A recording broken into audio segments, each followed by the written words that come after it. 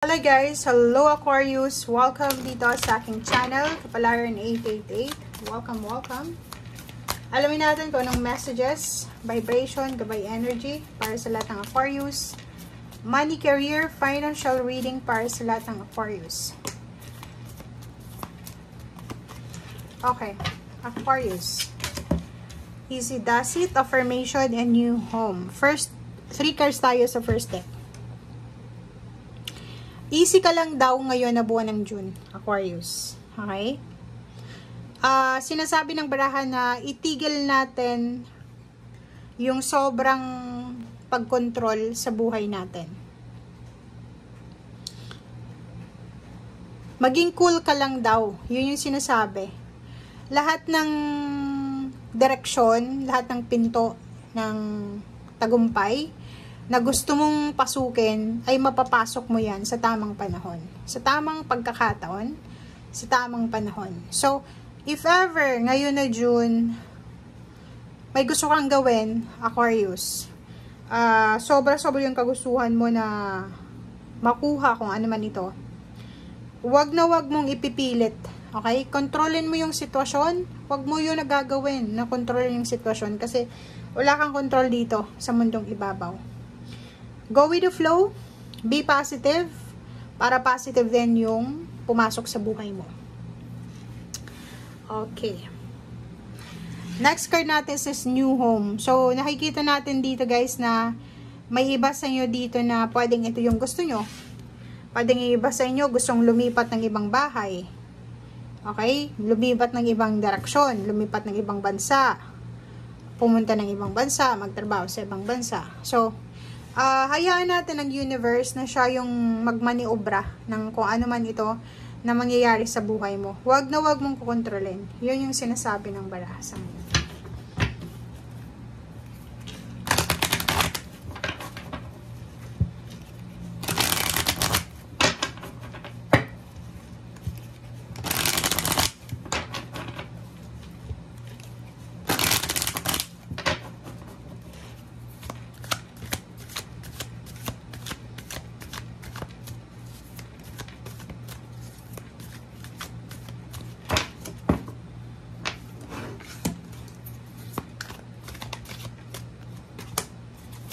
Oh.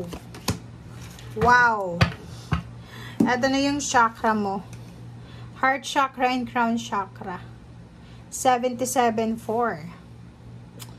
Parang resonated din to sa Gemini.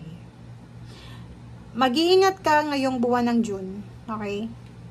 Kasi Aquarius, maraming may inggit sa'yo. Maraming tao na hindi masaya sa kung ano yung tagumpay na tinatamasa mo. Huwag ka nang lalayo, kapatid mo, kaibigan, even katrabaho, dating kakilala. Eto yun. Sabi ng baraha sa'yo dito, mag-iingat ka dahil may mga tao sa paligid mo na pwede kang i-deceive, pwede kang lokohin, i-scam, lalo na sa usaping pera. Crown chakra and heart chakra, 7, 8, 9, 10, 11, manifestation, 1, 1. Kailangan mong, kung ano man ang decision making mo na gagawin this month of June, related sa usaping pera, make sure na balanse yung heart and then crown chakra. So, ibig sabihin, gamitin natin ang ating puso, gamitin natin ang ating isip. Okay, huwag tayong gagawa ng desisyon na mas emosyonal, or mas intellectual. Dapat, balance lang. Oh, wow.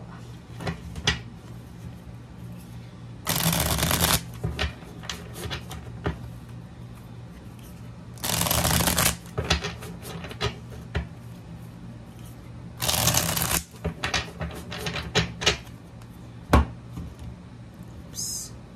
Okay. May good news dito na parating sa'yo.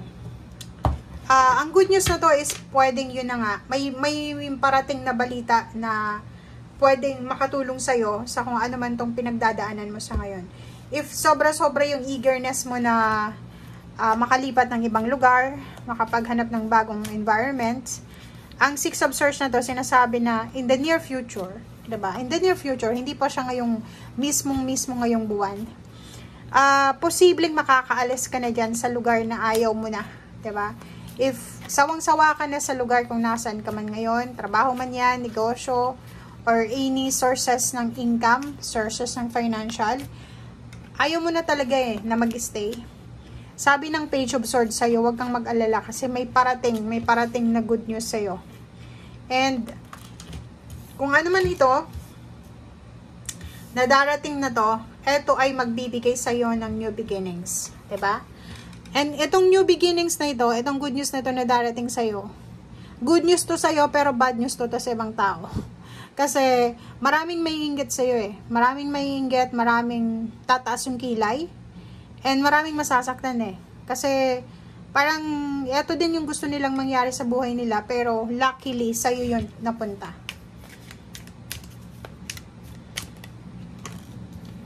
Okay. King of Cups and Seven of Rods. So, diba? So, sinasabi ng baraha sa'yo dito, itong triumphant success to. Near to completion, near to achievements, and victory and success. Kailangan mong kumalma ngayong buwan ng June, lalo na sa pag-handle ng pera, trabaho, tangible things, or kung ano man na kailangan mong i-handle na physical or material things. Kailangan mong i-pursue lahat, pero yun na nga, wag natin kontrolin yung decision making natin. Habang naghihintay tayo, planuhin natin. Pero, kung hindi talaga para sa atin, wag na wag nyong ipupush. Okay? Nakikita ko sa'yo dito, sobrang busy ka ngayong buwan na to ng June. Marami kang kailangan na ayusin na papeles, marami kang kailangan na ayusin na dokumento. May iba sa inyo, overtime ng overtime, may part-time pa. Merong Sabado at Linggo na trabaho kasi kailangan mong mag-double time Nine of Rods, at dahil dyan, makakaramdam ka ng pagod, syempre, physical pagod yan. So, kung ano man daw na pagod dito na mararamdaman mo, may katapat naman siya na malaking halagang pera. So, etong sobrang workaholic mo, pwedeng magdala siya sa'yo ng pagod, pero magdadala din siya sa'yo ng financial, additional financial success. Diba? Siyempre, pag palagi kang nag-overtime, siyempre, may bayad yun. Kung palagi kang nagtatrabaho sa weekend, may bayad din yun. Siyempre, hindi yun libre. Kung panggabi naman, siyempre, may bayad din yun. May night differential. Diba? And, Aquarius, sinasabi ng baraha sa'yo dito na, hindi lang financial yung magiging success sa buhay mo ngayon, kasi may mga emotional new beginnings din na papasok sa buhay mo. Like, for example, hindi lang ikaw yung mapopromote sa pamilya mo. May kapamilya ka na pwedeng tumaas yung posisyon sa trabaho, or na bigyan siya ng pagkakataon na makapag-travel for free. Alam mo yon, kasi nandito yung Empress and then Emperor plus the Hermit. Hindi lang ikaw sa loob ng pamilya ang makakahanap ng stability.